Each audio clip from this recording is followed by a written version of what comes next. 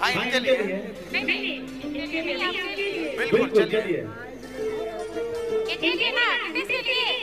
लेकिन वाह करवा है ना फिर भी बोल ऐसा मत बोल जालिम तुझे पाप होगा ऐसा मत बोल जालिम तुझे पाप होगा और तू भी कभी किसी लड़की का बाप होगा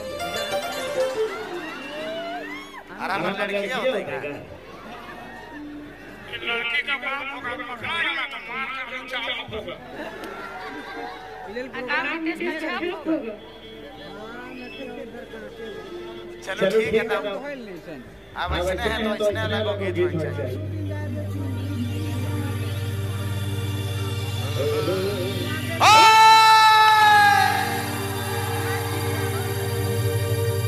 अरे छोड़ा संगे छोड़ी बदल बूढ़ा संगे बूढ़ी बदल